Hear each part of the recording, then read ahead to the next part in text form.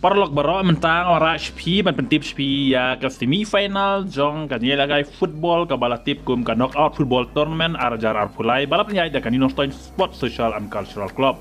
Te mentang ka kenti la poi ka semifinal. Ha ka baga semifinal ka baning kong kana kun ka Adonai FC kana kun persya ya ka All Lengam United.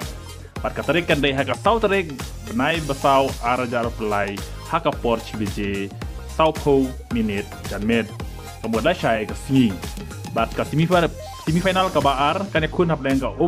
umdang riang war, kan kun persya ya ke Dembur FC. Tekane kan kun ha ke Praterik benai basau arajar apply ha ke Por CBJ South Po Minute ha Por Janmit.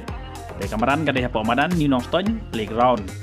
Te pajba baro sa subhasawan ban page bat bisa dalam jogi khmat namar kan yila guys semifinal kalong ke internet ha kam tam la saya ke sini sau tarik kaban dia kun ka Adonai kan kun percaya ke All Lengam United kini baru atlet tim kilong kiba klain bor ba hadu kata ha ba kila pen klain ki player kila wara ru ki player kiba nasional te sawan an pisare pi namar kan ne kan kai kalong ba itna ba ka dai ke semifinal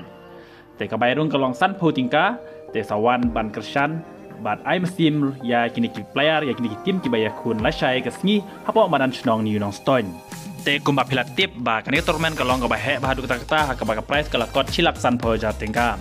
te kitim ru kilong ki ba klain bor ha ka ba kila poi sak semifinal kam tam ka Adonai bat ka All Lengam ha ba ki player kilong ba tebit ba hadu kata te sawan ban ai jengersan ya kini ki player kum juru ya ka sport club bala sing kan turmen ban siu ka berung tang san po tingka kum ka jengersan ya kan ka sport club te sawan ban ai jengersan la sai ka sngi ha ka Por CBJ South Po kamut arab jiduna kan sedang kan ka kick off te sawan ban ajing kersan baro ki pajba ki badon haka tan Nongstoin kublai shbon